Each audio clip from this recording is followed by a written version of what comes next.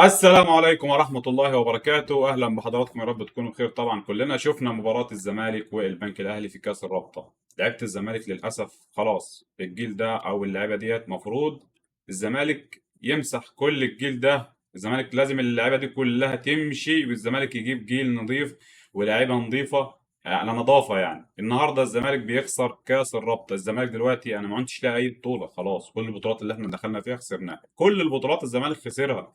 موسم صفري سالب صفر. يعني الزمالك حتى كاس الرابطه اللي هي اصلا بطوله وديه قلنا نمشي حالنا فيها، ماشي ناخدها نفرح بيها الجماهير حتى. انما للاسف ديت لعيبه موظفين اشباه لاعبين، لعيبه عاهرات، دول بتوع الفلوس بس. دول بتوع الفلوس. مين اللعيبه دي؟ فين الزمالك؟ فين الزمالك؟ حد يقول لي فين الزمالك؟ دول مش الزمالك يا جدعان، اللعيبه ديت مش الزمالك. للاسف الزمالك ضاع، الزمالك اتدمر من بدايه الموسم. واللي وافق على رحيل امام عاشور هو واحد من اهم اسباب تدمير الزمالك. ماشي، النهارده الزمالك بيخسر 3-0 مع الرأفة من البنك الاهلي. الهدف الاول اسيست من ملك نص الملعب رؤى. النهارده رؤى بيقدم اداء والاروع، بيهدي الهدف الاول اسيست، اللي هو المفروض نص ملعب الزمالك اللي هو بيقطع الكوره ويعمل هجمات خطيره للزمالك. النهارده نص ملعب الزمالك بيعمل اسيست للبنك الاهلي، ومش اول اسيست، ده كذا اسيست من رؤى. قلنا بعد مباراه شباب بلوزداد اللعيبه دي هتخلي عندها دم، اللعيبه هتلعب عشان خاطر الجمهور.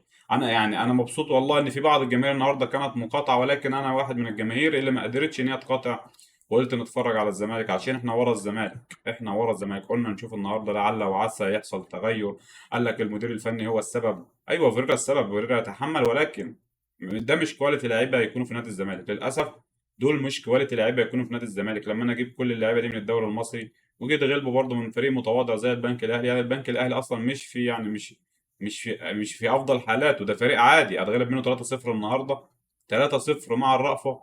يعني النهارده الهدف الاول اسيست من رؤى، الهدف الثاني لعيبه الزمالك شكلها كانت متقله في الفطار. ماشي، نص ملعب الزمالك مش والمدافعين مش عاوزين يرجعوا، سايبين اللاعب بتاع البنك الاهلي مستني، عامل قاعدين يدعوا في نص الملعب يا رب الكره تطلع بره، يا رب الكره تطلع بره، يا رب الكره تطلع بره. طب الكره ما طلعتش بره، لسه فاكرين يرجعوا؟ ومهاجم البنك الاهلي واقف لوحده هو وعواد. يعني مهاجم البنك الاهلي واللاعب اللي جري على الكوره، ماشي، لعيبه الزمالك واقفين لسه في نص الملعب مستنيين الكره تطلع بره.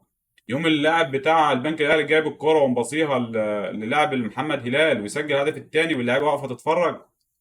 هي دي لعيبه نادي الزمالك. حتى الهدف الثالث نزل لي عمر جابر. عمر جابر اللي هو الدولي اللي عنده اللي عنده 30 سنه ما اعرفش كام سنه. ده برضه هدف. يعني للاسف دفاع ما فيش دفاع، بنلعب من غير حارس مرمى، بنلعب من غير خط وسط. يا جماعه اللي عندنا دول مش خط وسط، والله احنا عندنا اسوأ خط وسط في العالم، مش في مصر بس. يعني رؤى والسيسي دول اسوأ ثنائيه تشوفها في حياتك. الكره بتكره نفسها لما بتشوف الناس دول. يعني حرام عليكم، فين الزمالك؟ رجعوا لنا الزمالك تاني. ده الزمالك بعد ما كان عنده طارق حامد وفرجاني ساسي وامام عاشور العب بدول في نص الملعب.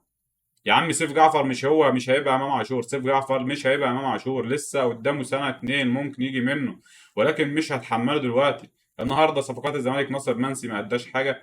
احمد بالحاج للاسف اللي كان عندي امل كبير فيه، النهارده هو تايه، او هو مش نسي الكوره، او انا مش فاهم ايه اللي حصل.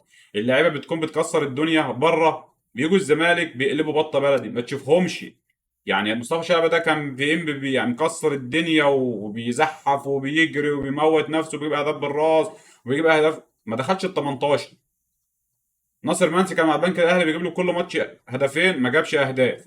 احمد بالحاج اللي كان مكسر الدنيا مع اسوان وبيلعب في نص الملعب وقال لك ده اسوان عندها محترفين واحنا جبنا احمد بالحاج. مش هو احمد بالحاج بتاع اسوان؟ هو احنا فلوسنا حرام؟ لا بجد والله، واحنا الفلوس اللي بندفعها في الصفقات دي حرام مثلا؟ هو احنا سارقينها؟ او النادي دوت اصلا مبني يعني او واكلين فلوس اليتامى؟ انا مش عارف في ايه. يعني في ليله رمضانيه وجمهور الزمالك حب يشوف فريقه تاني بعد ما كان زعلان، والجمهور اللي في المدرجات بيشجع وعمال يغني واحنا مغلوبين. انا مش فاهم ايه اللي بيحصل بالظبط. شويه لعيبه عاهرات، اللعيبه دي ما تستحقش الدعم، قلنا من زمان محدش يستحق الدعم، مش دول اللي يستحقوا الدعم.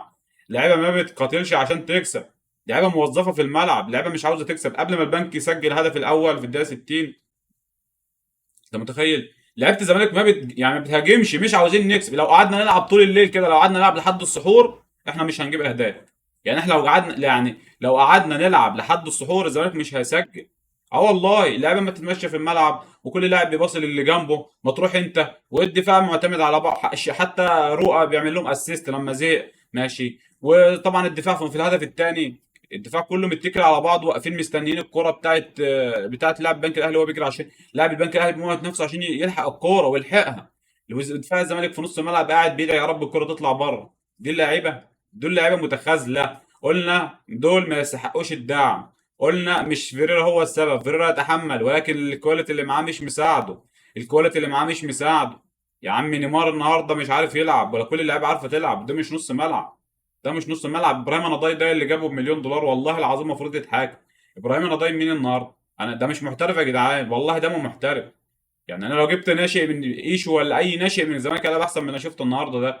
ماشي. النهارده ناصر منسي بيلعب مباراه اول مره اساسيا، والجزيري مش موجود عشان يثبت نفسه، مفيش. محمود شبانه قلنا مع غياب عبد الغني هيثبت نفسه وهيكسر الدنيا، مفيش.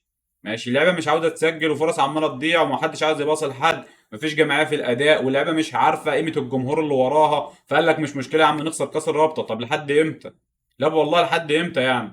طب احنا الخامس في الدوري يا ابني، يعني ما عندكوش نخوه؟ قلنا اللعيبه هتسترجل وهيكون عندها نخوه وهينافسوا عشان يرجعوا تاني. انما للاسف انا شفته ده ضحك، والله العظيم والله العظيم هم يضحك وهم يبكي. هي دي نادي الزمالك، لعيبه ما عندهاش دم. اللعيبه دي لو في الاهلي كان جمهور الاهلي عمل عليهم ثوره ونزل لهم الملعب ضربهم. ماشي. جمهور الاهلي ساعه ما بيحصل بس تعادل شوف بيعملوا في لعيبتهم. ماشي. خليك ايجابي انت مره واحده في حياتك. السنه اللي فاتت لما لعبت الزمالك، لما جمهور الزمالك قرر ان هو يعاقب اللعيبه ويشتم وخلاص بقى، وبدا يهاجم اللعيبه، بداوا يلعبوا واسترجلوا وكسبنا الدوري والكاس. انما انت من اول الدوري ماشي، مش مشكله الصوب، مش مشكله السوبر ده، مش مشكله الكاس، مركزين في الدوري الافريقي. مش مشكله الدوري ضاع، مش مشكله احنا مركزين في افريقيا، مش مشكله افريقيا ضاع. خلاص يا جماعه لسه عندنا كاس الرابطه، مش مشكله كاس الرابطه ضاع. طب لحد امتى؟ ولاعب وجمهور الزمالك قاعد بيضحك وبيتريق على السوشيال ميديا. يا ابني خليك ايجابي مره واحده. ماشي. هاجم اللعيبه دي واعرفهم ان هم وراهم جمهور. ماشي. هاجم الناس ديت واعرفهم ان هم وراهم جمهور. يعني لو بيحصل في الاهلي كان جماهير الاهلي زمانها قلبت الدنيا دلوقتي على اللعيبه اللي بيحصل في الملعب ده. ما شفتش يعني لو اي 11 لاعب مش يعملوا اللي هم عملوه النهارده ده، والله العظيم والله اللعيبه دي بتاخد ملايين للاسف. اللعيبه دي اللي جابهم المفروض يتحاسب، بغض النظر هو مين، عشان الناس اللي بتقول لك انت ضد مين ولا مع مين. النهارده اعلانات دي عمرو السيسي ده 8 مليون، ود رؤى ما يعرفش كام، ود مصطفى شلبي 12 مليون. ليه؟ اللعبه دي عملت ايه؟ ده شويه موظفين ما يستاهلوش كلهم 2 مليون. ماشي.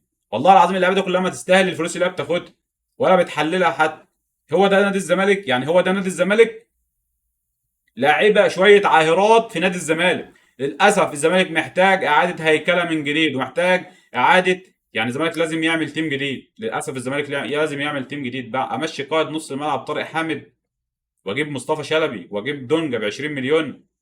طب كنت وفرت الفلوس ديت وجددت الطارق حامد وادي له الرقم اللي هو عاوزه. على الاقل كان عندي قائد في نص الملعب. انما انا ولا قاعد عندي نص ملعب، ولا قاعد عندي دفاع ماشي، ولا قاعد عندي باك شمال، ولا قاعد عندي باك يمين، ولا قاعد عندي هجوم. طب ولا قاعد عندي حارس مرمى. حتى عواد اللي كان مكسر الدنيا السنه اللي فاتت بياخد 15 مليون في الموسم ماشي، النهارده مش شايف كل يعني اهداف يعني على الاقل يصد منهم واحد او اتنين. مفيش خالص. للاسف نادي هو ده يعني ده هو ده نادي الزمالك. خسرنا كل حاجه وبنتريق على الاهلي. خسرنا كل حاجه، الزمالك خسر كل حاجه. ما عادش الا السوبر هنخسره قدام الاهلي. انت بالمستوى الضحك اللي انت بتقدمه ده عندك ثقه يعني ان انت هتروح تكسب الاهلي في شهر خمسة؟ يعني السوبر اللي هم عملوه في شهر خمسة بعد ما ماتش نهائي الكاس بين بيراميدز والاهلي، وتروح الامارات والدنيا تاخد التيم الضحك ده معاك؟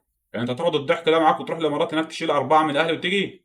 حسبي الله ونعم الوكيل في السبب اللي الزمالك وصل له فيه. اشوفكم على خير، سلام.